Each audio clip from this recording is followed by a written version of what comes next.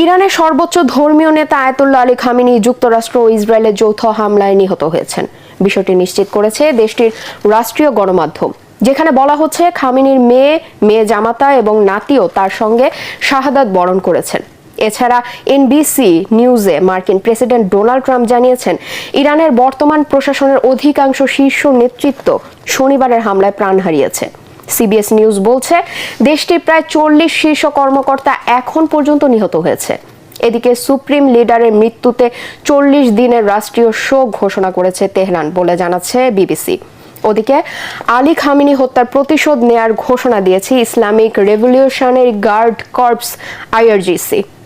বলেছে, মধ্যপ্রাচ্যে যুক্তরাষ্ট্রের সব ঘাঁটি ও দখলদার ইসরায়েলের বিরুদ্ধে এমন সর্বাত্মক হামলা চালাবে যা এর আগে কেউ দেখেনি। বিস্তারিত আদিব মোহাম্মদের রিপোর্টে।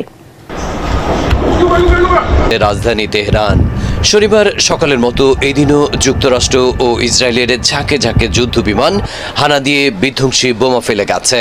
গুঞ্জন উঠেছিল আগের দিনের হামলাতেই ইরানের সর্বোচ্চ ধর্মীয় নেতা আয়াতুল্লাহ আলী খামেনি ওয়াশিংটন তেল আভিবের যৌথ হামলায় নিহত হয়েছেন।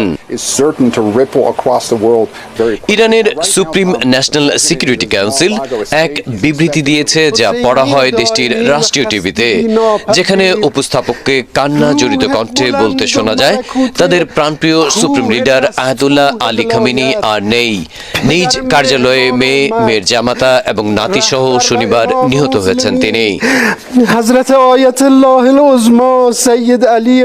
এর আগে সামাজিক মাধ্যমের এক বার্তায় খামেনি নিহত হওয়ার খবর দেন মার্কিন প্রেসিডেন্ট ডোনাল্ড ট্রাম্প। বলেন, ইতিহাসের জঘন্যতম এক ব্যক্তি মারা গেছে, তার মৃত্যুতে বিশ্ব অনেক বেশি নিরাপদ হয়েছে। আরেক ভিডিও বার্তায় ইসরায়েলি প্রধানমন্ত্রী বেঞ্জামিন নেতানিয়াহু খামেনির নিহত হওয়ার খবর দেন।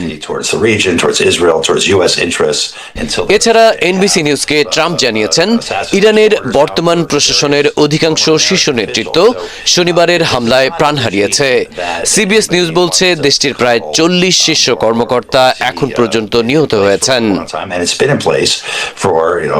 এদিকে সুপ্রিম লিডারের মৃত্যুতে 40 দিনের রাষ্ট্রীয় শোক ঘোষণা করেছে তেহরান বলে জানাচ্ছে বিবিসি।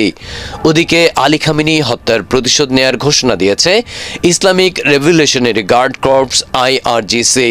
বলেছে, মধ্যপ্রাচ্যে যুক্তরাষ্ট্রের সব ঘাঁটি ও দখলদার ইসরায়েলের বিরুদ্ধে এমন সর্বাত্মক হামলা চালাবে যা এর আগে কেউ দেখেনি। আদিব মোহাম্মদ, ATN বাংলা, ঢাকা। টিকে মুক্তির সুযোগ হিসেবে অভিহিত করছে। অন্যদিকে ইরানের সরকার সমর্থকরা এই কঠিন সময়ে ঐক্যবদ্ধ থাকার শপথ নিচ্ছে, যা গৃহযুদ্ধ